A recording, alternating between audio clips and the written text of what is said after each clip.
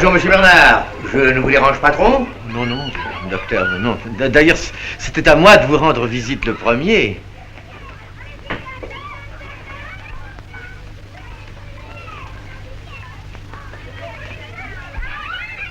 Monsieur Bernard, j'étais impatient de m'entretenir avec vous. Nous avons tant de choses à faire ensemble, et de si urgentes.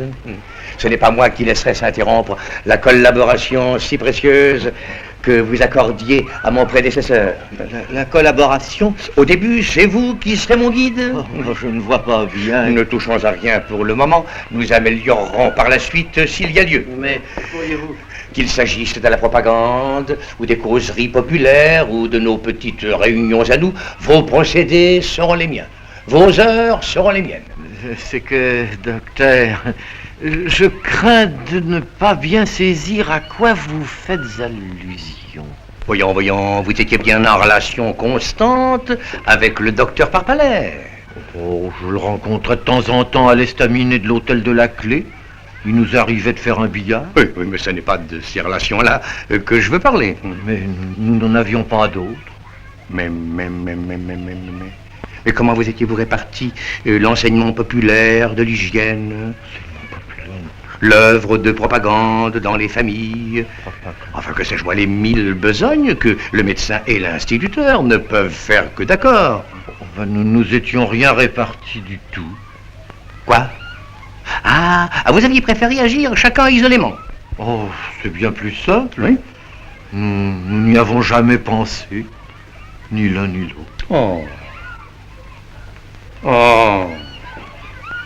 Si je ne l'entendais pas de votre bouche, je vous assure que je n'en croirais rien. Voilà donc une malheureuse population entièrement abandonnée à elle-même au point de vue hygiénique et prophylactique. Oh, madame. Je parie qu'ils boivent de l'eau sans penser aux milliards de bactéries qu'ils avalent à chaque gorgée. Oh, certainement. Savent-ils même ce que c'est qu'un microbe? J'en doute fort. Quelques-uns connaissent le mot, mais ils doivent se figurer qu'il s'agit d'une espèce de mouche. C'est effrayant. C'est effrayant.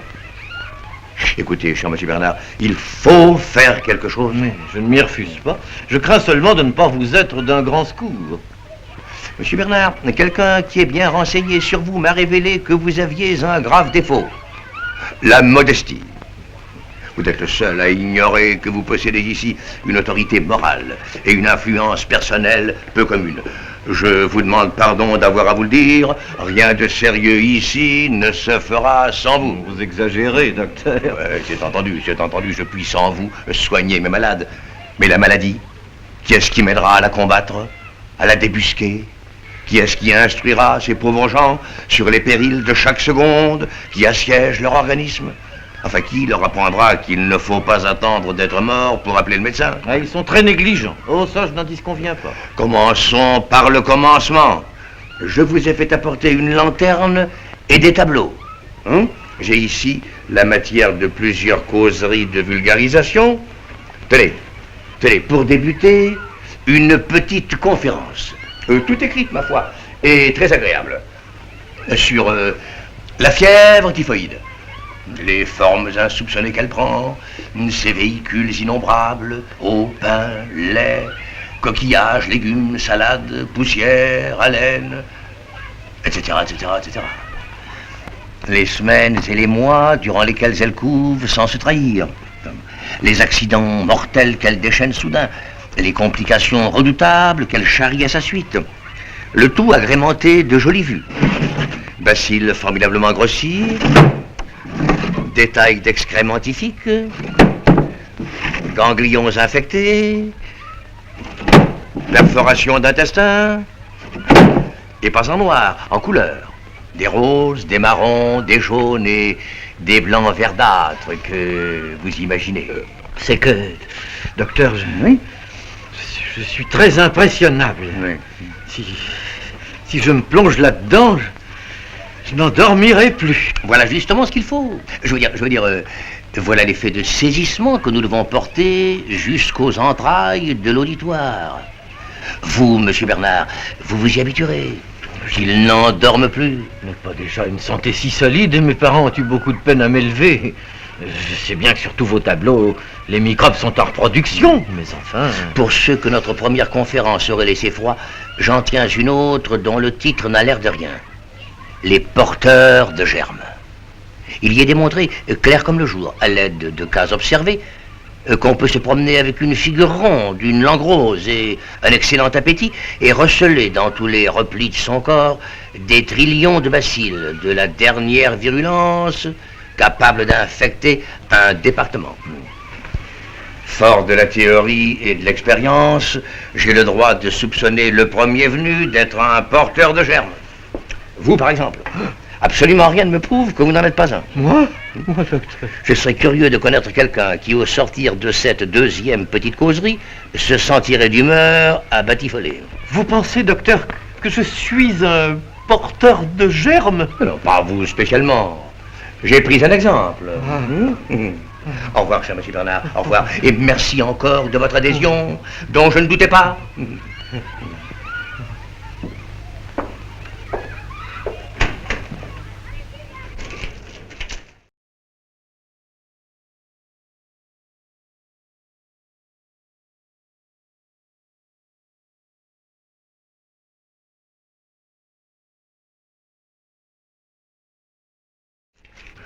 Encore une question.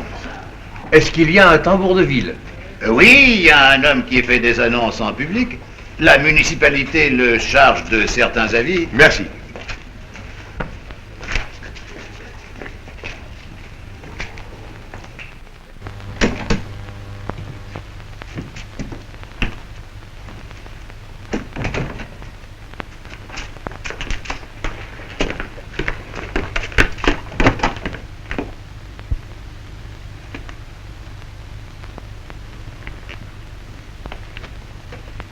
C'est vous, le tambour de ville? Oui, monsieur. Appelez-moi docteur. Répondez-moi oui, docteur, ou non, docteur. Et quand vous avez l'occasion de parler de moi au dehors, ne manquez jamais de vous exprimer ainsi. Le docteur a dit, le docteur a fait, j'y attache de l'importance.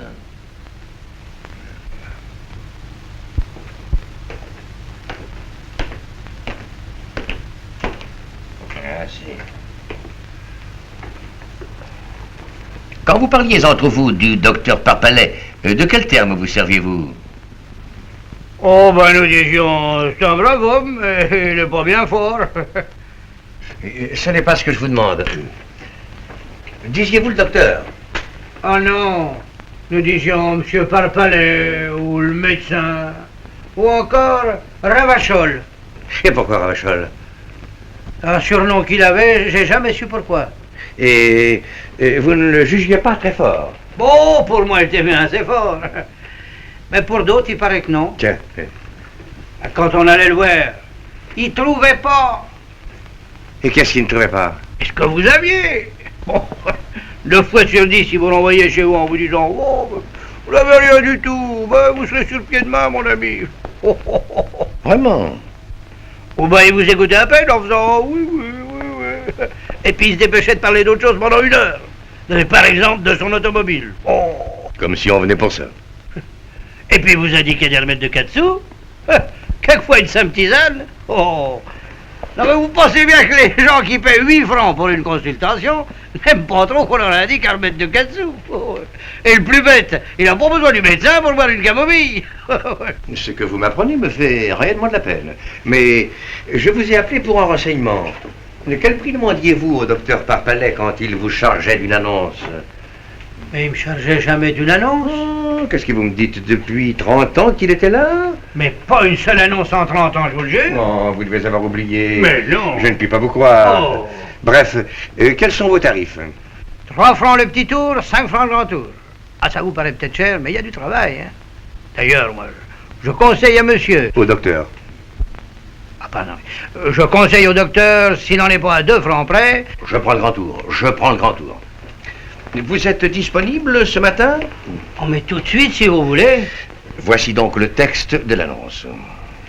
Je suis habitué aux écritures, mais je préférerais que vous me lisiez une première fois.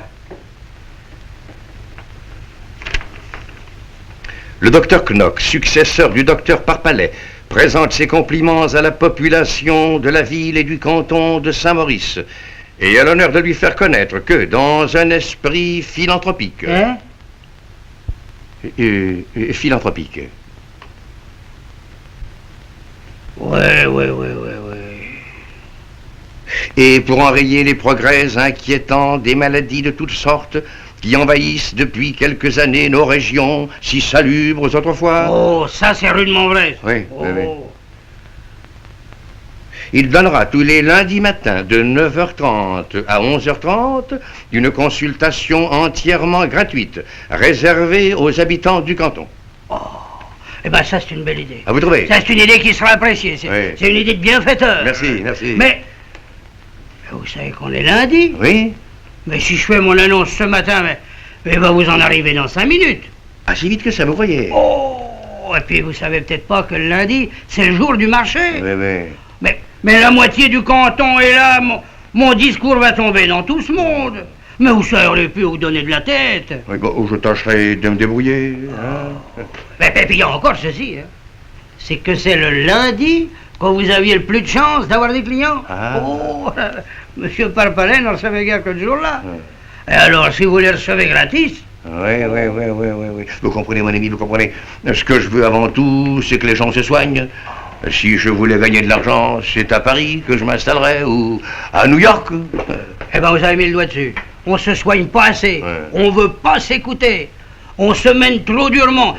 Quand le mal vous tient, eh ben, on se force. Autant vaudrait-il être des animaux. Ouais. Donc, je compte sur vous, mon ami, et rondement, Oh. n'est-ce pas, hein? Rondement.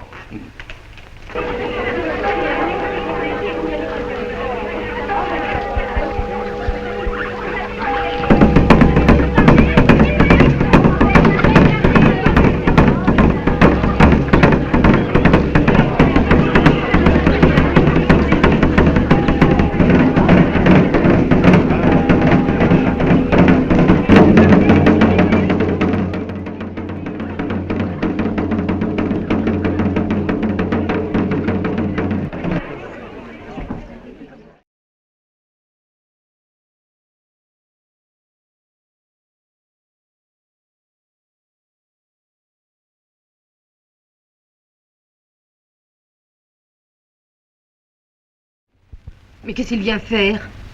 Pas reprendre sa place, je pense. Consulté, probable. Mais j'ai que le 9 et le 14 de disponible. Je garde le 9 pour la dame de Livron. Je mets la dame de Saint-Marcelin au 14. Oh, je suis très ennuyée. Vous tâcherez de vous débrouiller. Moi, j'ai à m'occuper de mes malades. Oh non, expliquez-lui que je n'ai plus de chambre. Je peux pas faire ça moi-même. Désolé, patronne. J'ai à recueillir les urines du 5 et du 8, les crachats du 2, la température du 1, du 3, du 12, du 17, du 18 et le reste. J'ai pas envie de me faire engueuler. Bonjour, Madame Rémy. Je m'excuse d'entrer de cette façon, mais je suis un vieil ami de la maison. Bonjour, monsieur Parpalais. Vous ne venez pas pour loger, au moins? Mais si. Eh ben, nous voilà bien. Je n'ai plus de chambre. Mais c'est donc jour de foire aujourd'hui. Non, jour ordinaire. Et toutes vos chambres sont occupées un jour ordinaire? Mais qu'est-ce que c'est que tout ce monde-là? Des malades. Pardon.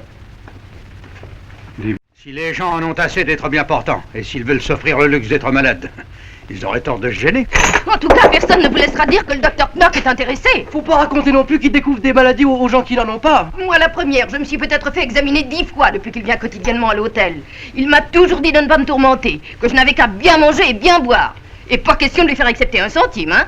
La même chose pour monsieur Bernard, l'instituteur, qui s'était mis en tête qu'il était porteur de germes et qu'il n'en vivait plus. Pour le rassurer, le docteur Knock a été jusqu'à lui analyser 3 fois ses excréments. Oh, en revenant, ma foi, il y a si longtemps que vous nous avez quittés. Si longtemps? Ah non, 3 mois. C'est vrai, 3 mois. Cela me semble prodigieux. Excusez-moi, nous sommes terriblement surmenés. Ainsi, vous n'avez pas de chambre pour moi. Et non, vous voyez bien. À titre tout à fait confidentiel, je puis vous communiquer quelques-uns de mes graphiques. Vous les rattacherez sans peine à notre conversation d'il y a 3 mois. Les consultations. D'abord.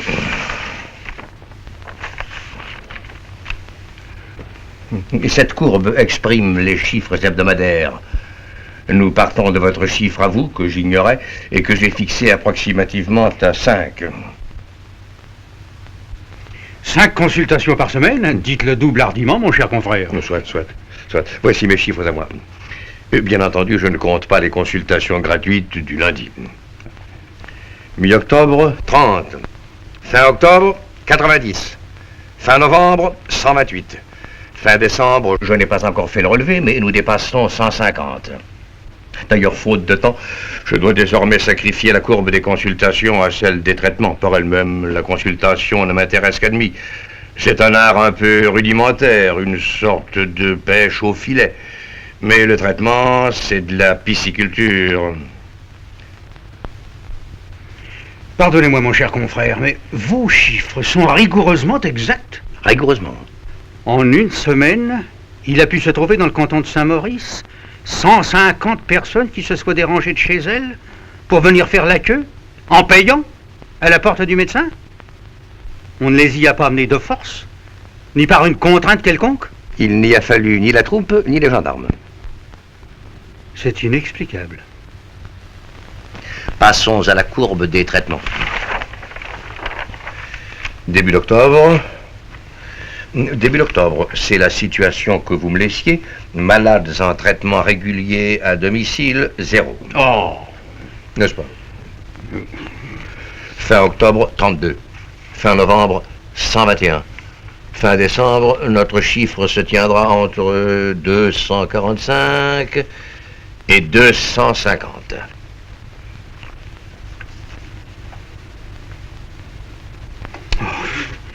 J'ai l'impression que vous abusez de ma crédulité. Moi, je ne trouve pas ça énorme. N'oubliez pas que le canton comprend 2853 foyers. Et là-dessus, 1502 revenus réels qui dépassent 12 000 francs. Mais comment connaissez-vous les revenus de vos clients? Pas par les agents du fisc, croyez-le. Et tant mieux pour moi. Merci. Alors que je dénombre 1502 revenus supérieurs à 12 000 francs, le contrôleur de l'impôt en compte 17. Merci. Le plus gros revenu de sa liste est de 20 000. Le plus gros de la mienne, de 120 000. Nous ne concordons jamais. Il faut réfléchir que lui travaille pour l'État. Mais vos informations, à vous, Oui? d'où viennent-elles? Ah, de bien des sources. C'est un très gros travail. Presque tout mon mois d'octobre y a passé. Et je révise constamment. Regardez ceci. C'est joli, n'est-ce pas? On dirait une carte du canton. C'est cela, oui. Mais que signifient tous ces petits drapeaux? C'est la carte de la pénétration médicale. Chaque petit drapeau indique l'emplacement d'un malade régulier. Il y a un mois, vous auriez pu voir ici une énorme tache grise, la tache de Chabrière. Chabrière? Oui, Chabrière, oui, du nom du hameau qui en formait le centre. Mon effort des dernières semaines a porté principalement là-dessus. Aujourd'hui, la tache n'a pas disparu, mais elle est morcelée, n'est-ce pas? On la remarque à peine. Vous êtes un homme étonnant. Merci, merci. Mais me permettez-vous de me poser une question tout haut? Oui, je vous en prie. Si je possédais votre méthode, Oui? si je la tenais bien en main, comme vous, s'il ne me restait qu'à la pratiquer, est-ce que je n'éprouverais pas un scrupule? Répondez-moi. Et c'est à vous de répondre, il me semble. Remarquez que je ne tranche rien, je soulève un point excessivement délicat. Je voudrais vous comprendre mieux. Vous allez dire que je donne dans le rigorisme et que je coupe les cheveux en 4, mais est-ce que dans votre méthode, Oui. l'intérêt du malade Oui. n'est pas un peu subordonné à l'intérêt du médecin? Docteur Parpalet, vous oubliez qu'il y a un intérêt supérieur à ces deux-là. Lequel? Celui de la médecine. C'est le seul dont je me préoccupe. Oui. Oui. Vous me donnez un canton peuplé de quelques milliers d'individus neutres, indéterminés. Mon rôle, c'est de les déterminer, de les amener à l'existence médicale. je les mets au lit. Et je regarde ce qui va pouvoir en sortir. Un tuberculeux, un névropathe, un artérioscléreux, ce qu'on voudra. Mais quelqu'un, bon Dieu, quelqu'un. Rien ne m'agace comme cet être ni chair ni poisson que vous appelez un homme bien portant. Venez un peu ici, docteur Parpalet. Vous connaissez la vue qu'on a de cette fenêtre? La première fois où je me suis planté ici au lendemain de mon arrivée, je n'étais pas trop fier. Je sentais que ma présence ne pesait pas lourd. Ce vaste terroir se passait insolemment de moi et de mes pareils. Mais maintenant, j'ai autant d'aise à me trouver ici qu'à son clavier l'organiste des grandes orgues. Dans 250 de ces maisons. Il s'en faut que nous les voyions toutes à cause de l'éloignement. Il y a 250 chambres où quelqu'un confesse la médecine. 250 lits où un corps étendu témoigne que la vie a un sens. Et grâce à moi, un sens médical. La nuit, c'est encore plus beau car il y a les lumières. Et presque toutes les lumières sont à moi. Les non-malades dorment dans les ténèbres. Ils sont supprimés. Mais les malades ont gardé leur veilleuse ou leur lampe. Tout ce qui reste en marge de la médecine, la nuit m'en débarrasse, m'en dérobe l'agacement et le défi. Le canton fait place à une sorte de firmament dont je suis le créateur continuel.